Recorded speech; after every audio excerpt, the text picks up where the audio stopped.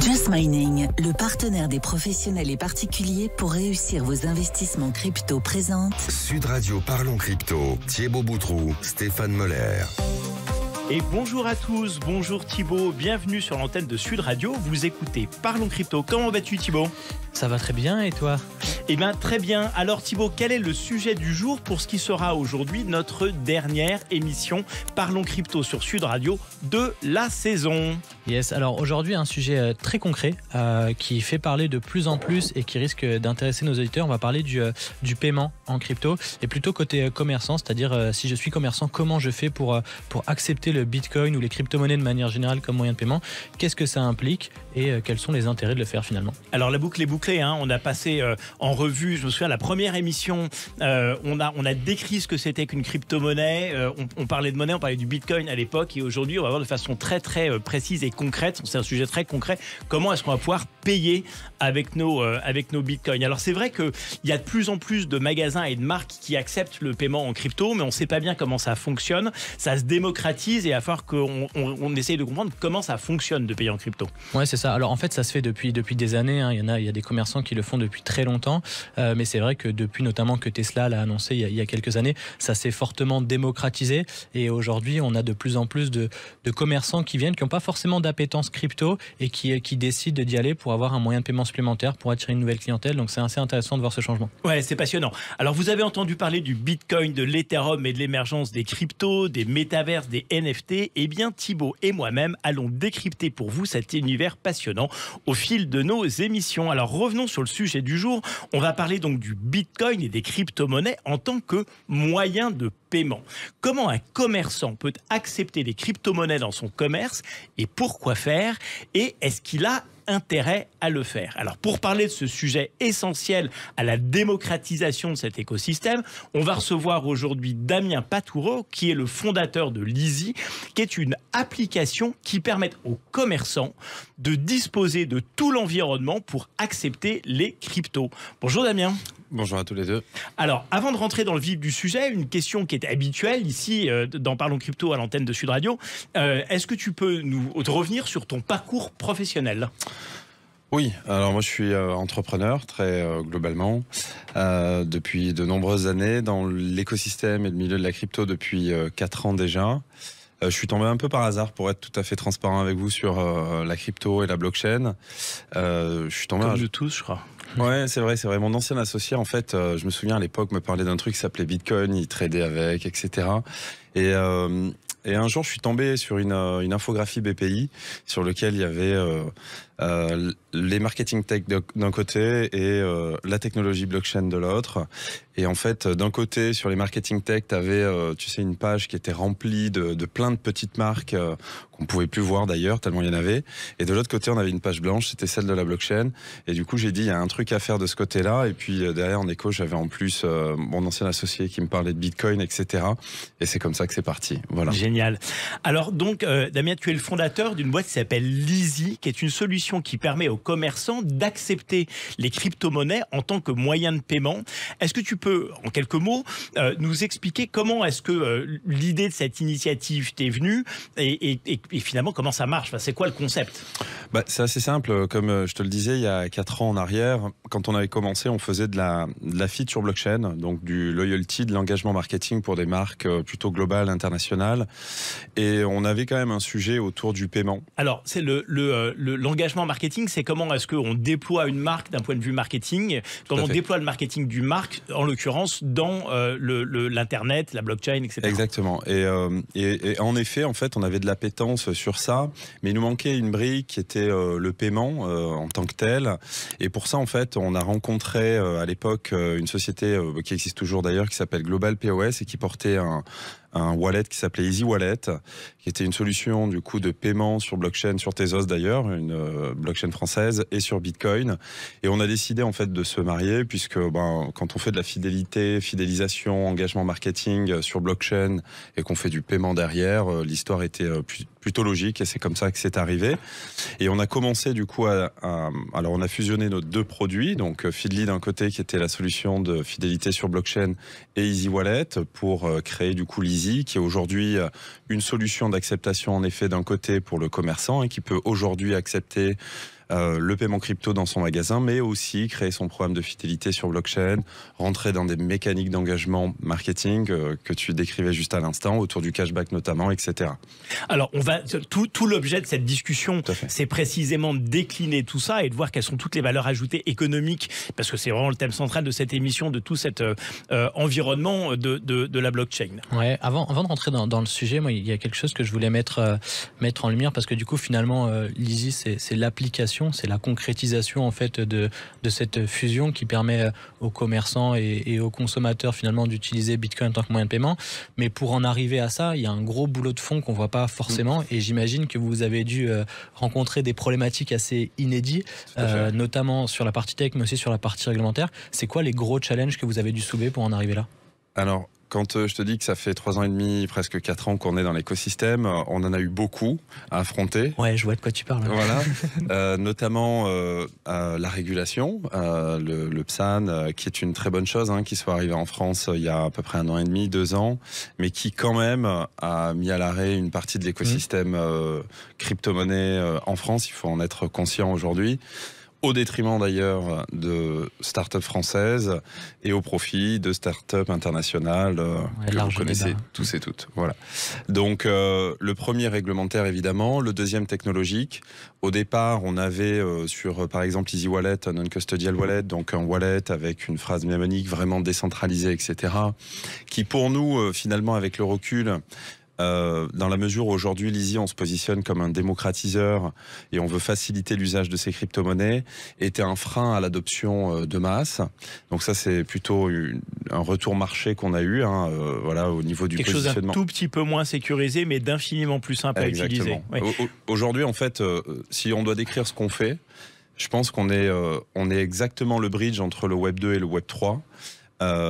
Je pense que ce qu'il existe aujourd'hui sur le Web 2 n'est pas forcément tout mauvais. Au contraire, il y a des choses qui sont super et on est content quand on utilise une application assez traditionnelle de pouvoir la connecter en un clic. Le Web 2 a déjà un avantage majeur, c'est qu'il est utilisé par tout le monde, que tout le monde le connaît et que finalement aujourd'hui c'est de la première brique sur laquelle il faut s'appuyer pour avoir des clients. Tout à fait. Et dans la mesure où en plus nous on adresse quand même un marché plutôt très global, il faut quand même qu'on parte de ces fonctionnalités Web 2 qui sont aujourd'hui centrales et qui rassurent quand même les utilisateurs. On a l'habitude de dire que nous, notre premier étage, évidemment, ça va être les cryptophiles. Bon, ça, ils sont tous plutôt très habitués à utiliser toute forme de wallet, de faire des transactions sur blockchain, etc. Notre deuxième étage, ça va être ceux qui sont un peu indécis, qui ont entendu parler de Bitcoin et qui veulent rentrer dans ce marché-là. Et 3, c'est monsieur et madame Michu. Voilà, on les appelle comme ça parce que pour le coup, c'est notre dernier étage et c'est par eux que passera en fait l'acceptation globale des cryptos et l'usage de masse. Voilà. Ouais. Oui, mais c'est exactement ce que disait il y a 15 jours David Princet quand il était là. Il disait que finalement, avoir conquis les 10% d'early adopters sur Binance n'avait pas été le chemin le plus difficile. Ce qui va être compliqué, c'est de passer de 10 à 30 ou 40% d'adoption, parce que là, on commence à rentrer dans le dur avec du vrai marketing et des gens qui n'ont pas une appétence particulière pour ça et qu'il va falloir évangéliser. Tout à fait. Yes. Ouais. Du coup, pour revenir sur l'Easy, donc il y a une facette commerçant, une facette consommateur. On va parler vite fait de la partie consommateur. C'est pas que une application qui permet de payer en commerce. Tu l'as dit, il y a tout un système de fidélisation derrière. Donc il y a plein de fonctionnalités qui s'appliquent pour l'utilisateur. Donc il y a du cashback, il y a des cartes cadeaux. Est-ce que tu peux revenir un petit peu sur tout ce que ça permet de faire? Tout à fait, ouais.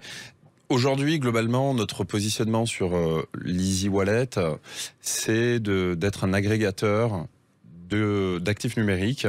Pour nous, les actifs numériques, c'est aussi bien des crypto-monnaies, ça peut être du Bitcoin, ça peut être de l'Ether, ça peut être du Tezos, XTZ notamment, voilà.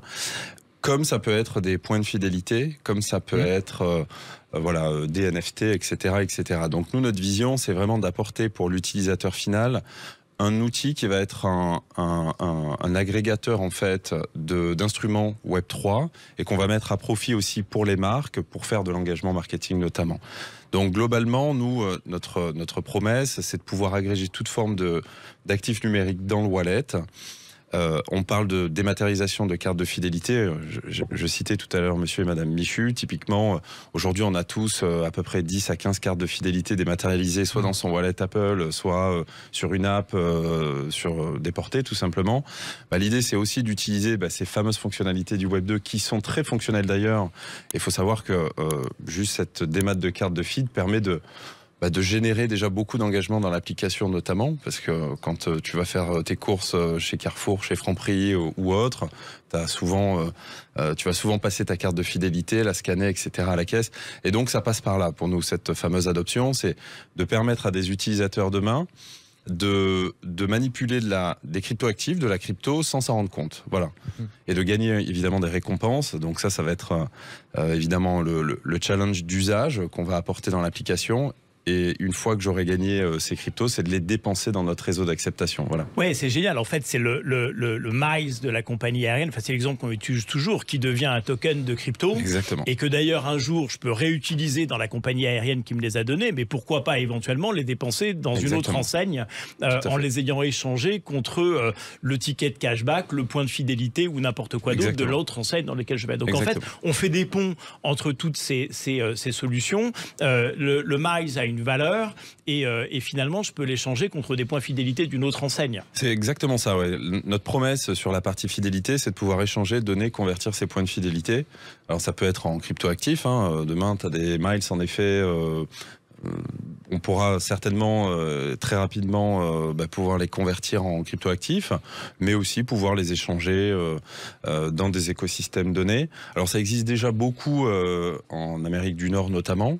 Il y a un vrai usage autour de ces points de fidélité avec des écosystèmes donnés, mais il y a aussi quand même beaucoup d'acteurs, plutôt les hôteliers d'ailleurs, enfin les grands acteurs du tourisme qui sont déjà quand même très friands de cette interopérabilité des points, des miles, etc. Bien sûr, c'est eux qui les distribuent et c'est eux qui les monétisent. Exactement. Donc c'est parfaitement logique. Donc en gros, moi, après l'émission, je vais télécharger Lizzy. Et comment ça fonctionne derrière? J'ai mon compte chez Just Mining, j'ai des cryptos dessus et je balance ça chez Lizzy. Et après, comment je vais concrètement aller payer dans un magasin? Donc, on télécharge le wallet, en effet. Donc, on a quand même quelques petites vérifications de sécurité à faire. On a le fameux KYC obligatoire.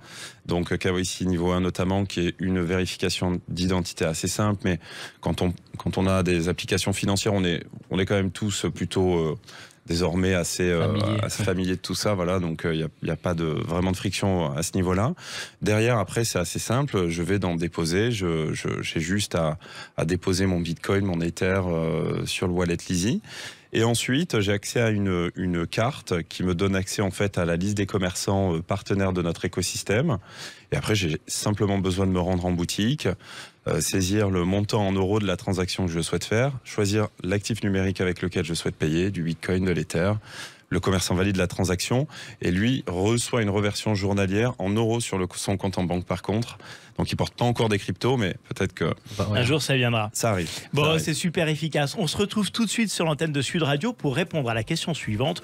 Où peut-on trouver des magasins ou des commerçants qui acceptent nos cryptos?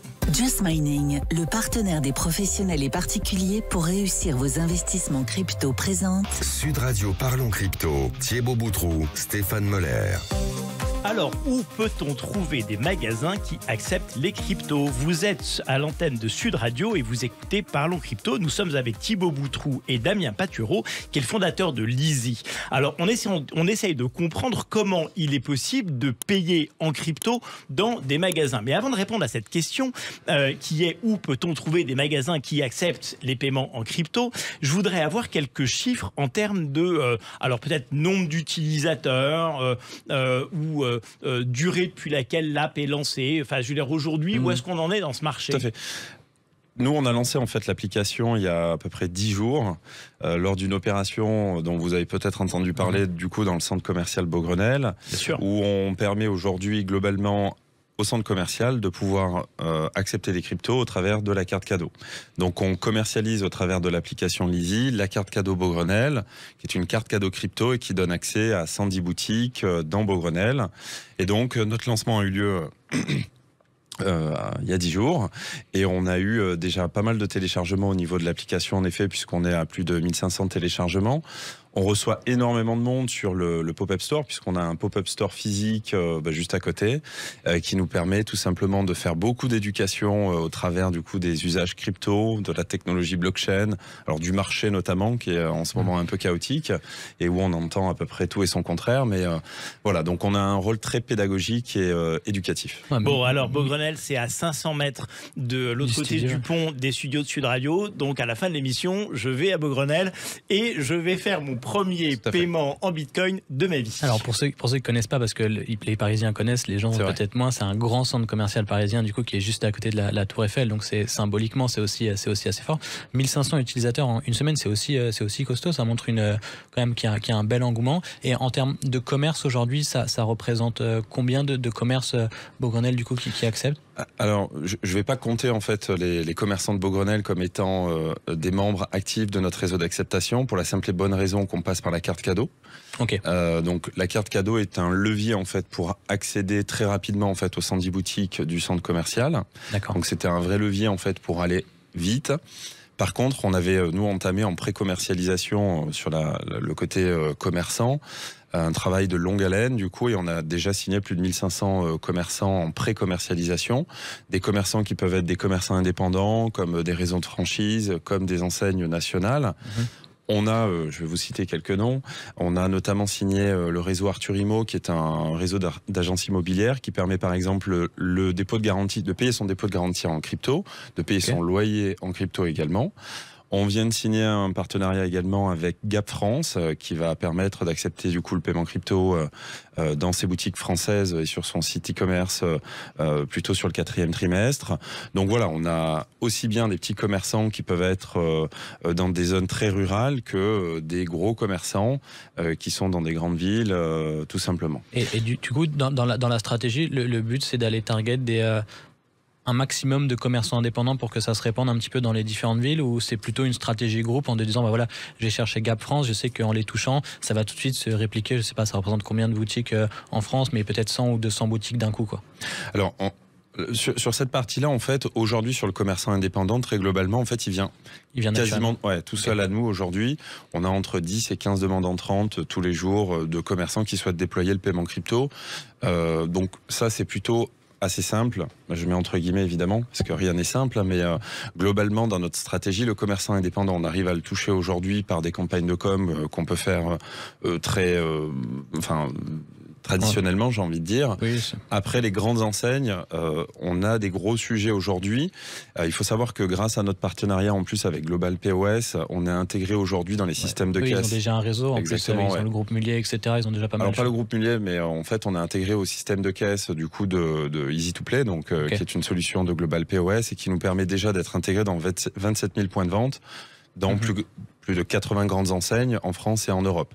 Alors ça ne veut pas dire que tous les commerçants qui sont affiliés à Easy2Play Global POS acceptent le paiement crypto, mais ça veut dire que demain, si j'ai une enseigne qui est affiliée du coup à ce réseau-là et qui souhaite déployer le paiement crypto Leasy, c'est du plug and play. Le module est déjà prêt. Exactement. Quoi. Alors en fait, tu dis accepter du paiement crypto, mais eux, ce qu'ils reçoivent et ce qu'ils vont conserver, c'est de la crypto ou c'est de l'euro? Alors c'est de l'euro. Alors sur ça, Alors justement, pourquoi est-ce que tu dis accepter les paiements crypto? Parce que ce qui est super intéressant, c'est que moi, je vais mettre du Bitcoin sur Leasy, mais que derrière, quand je vais payer avec mon moyen de paiement, le commerçant, lui, il va recevoir de l'euro. Alors finalement, que je paye avec Leasy ou que je paye avec Mastercard, c'est quoi la différence pour lui? Alors c'est assez simple en fait. Aujourd'hui, sur le paiement crypto, je vais vous faire la rétrospective d'une année de prospection commerciale. Il y a un an en arrière, tous les commerçants, tous sans exception, du commerçant indépendant à l'enseigne nationale ou internationale, ne voulaient pas porter de crypto. Pourquoi? Parce qu'ils n'avaient pas forcément la couverture liée à la variation du cours sur la journée. Donc quand je vends... Et au-delà de ça, il y a aussi des problématiques comptables aussi aujourd'hui, ils n'ont pas forcément de réponse. Et en effet. Et donc la difficulté de pouvoir porter des cryptoactifs aujourd'hui en comptabilité, bon, c'est un fait. Il y a plein de choses qui sont en cours. Enfin, aujourd'hui, les comptables sont de plus en plus initiés, évidemment, sur ces sujets-là. Mais c'est vrai que on n'est pas encore dans quelque chose où il y a des vrais standards, etc. Et donc la demande il y a un an, c'était vraiment, moi je souhaite accepter le paiement crypto pour générer une nouvelle clientèle, avoir un nouveau moyen de paiement notamment, mais je ne souhaite pas porter en fait le risque lié à cette volatilité. Si j'achète le Bitcoin aujourd'hui et que je le revends demain et qu'il a perdu 10%, j'ai perdu théoriquement 10% du chiffre d'affaires que j'ai réalisé. Et donc on faisait une reversion, enfin on le fait toujours d'ailleurs, une reversion en euros sur le compte en banque du commerçant pour éviter l'exposition aux cryptoactifs. Maintenant, depuis à peu près 6-7 mois, en effet, on a senti un vrai changement avec des demandes marché de commerçants qui souhaitent porter la crypto. Et donc, on est en train de développer une fonctionnalité où le commerçant va pouvoir choisir s'il souhaite porter uniquement des cryptos, s'il souhaite porter uniquement des euros ou les deux. Il pourra tout à fait faire. Voilà, je veux porter 10% de crypto et 90% en reversion euros tout simplement sur le compte. Voilà. Ce qui en fait équivaut pour lui à être payé en devises. Et à apporter ou pas, à assumer ou pas un risque de change. Exactement. Bon, certes, avec une volatilité et une variation qui n'est pas exactement la même que si on se fait payer en dollars. Mais c'est intéressant. Je ne pensais pas qu'on en était déjà à ce point où les commerçants étaient demandeurs. Je me doutais qu'il y en avait quelques-uns qui avaient une appétence. Il y en a d'ailleurs à Paris qui l'acceptent de manière historique et qui conservent en Bitcoin. Mais effectivement, pour moi, il y en avait plus qui souhaitaient juste avoir une devise supplémentaire en tant que moyen de paiement, mais pas forcément le conserver. Et alors, moi, il y a une autre dimension qui me passionne, c'est cette dimension communautaire. C'est-à-dire que, est-ce que les commerçants qui viennent à l'Easy ont l'impression qu'ils vont drainer chez eux une nouvelle typologie de clients que dans l'univers des cryptos, on appelle non pas des clients, mais une communauté. Et finalement, est-ce qu'on ne va pas avoir un espèce de, pardon de l'anglicisme, mais d'overlap où finalement, avec cette solution, je vais drainer des nouveaux clients? C'est quelque chose qui existe ou c'est pas vraiment? C'est clairement l'objectif. Aujourd'hui, nous, notre promesse pour des commerçants, c'est de leur permettre de générer une nouvelle clientèle à fort pouvoir d'achat ou pas, alors ça dépend du moment évidemment, mais en tous les cas une nouvelle clientèle qui a quand même très globalement plutôt une très grosse appétence pour la crypto, c'est un fait, mais aussi de pouvoir le dépenser dans un réseau d'acceptation donnée, parce qu'aujourd'hui la difficulté malgré tout quand on porte des cryptos, c'est de pouvoir les convertir en fiat ou de pouvoir les dépenser facilement, simplement, etc. Alors il y a des solutions qui existent aujourd'hui mais qui passent par le réseau interbancaire, qui est un peu antinomique malgré tout avec ce pourquoi la crypto a été créée. Donc c'est vrai que notre vision aujourd'hui, elle est quand même énormément basée sur développer notre réseau d'acceptation, et ça passe par cette notion d'affilier commerçant par commerçant, enseigne par enseigne, etc. Je peux glisser une question supplémentaire, mais cette solution, est-ce que finalement c'est pas la solution de rêve pour aller acheter des choses dans les métaverses? C'est un bridge en effet, oui, parce que en fait on peut aller à peu près partout derrière. Une fois qu'aujourd'hui, des marques ont déjà, par exemple, acheté des parcelles. Je pense à des retailers qui ont déjà acheté des parcelles dans le métaverse. Voilà. Ils ont aujourd'hui créé des séries de NFT aussi. Mais aujourd'hui, en fait, ils s'adressent à plutôt des technophiles et des gens initiés. Et nous, notre vision, c'est de permettre à ces marques-là, en fait, de pouvoir finalement réussir à engager en termes de marketing et d'usage cette clientèle-là qu'ils ont générée au travers de ces séries de NFT, d'achat de parcelles métaverses, etc. Mais de pouvoir entrer aussi dans des schémas de gamification et d'engagement au niveau de la marque. Donc ça, c'est vraiment ce sur quoi on va. Voilà. Donc on est une solution de paiement crypto en effet, mais qui a quand même pour objectif de générer en fait de l'engagement, du marketing pour les marques, etc. Oui, c'est beaucoup plus global. Et c'est quoi les réticences que tu observes des commerçants ou des grosses enseignes avec lesquelles tu discutes quand tu commences à engager une discussion sur le pourquoi accepter le Bitcoin? C'est quoi un petit peu les objections que tu rencontres? Alors un peu rapidement, et ça va quasiment être notre dernière question.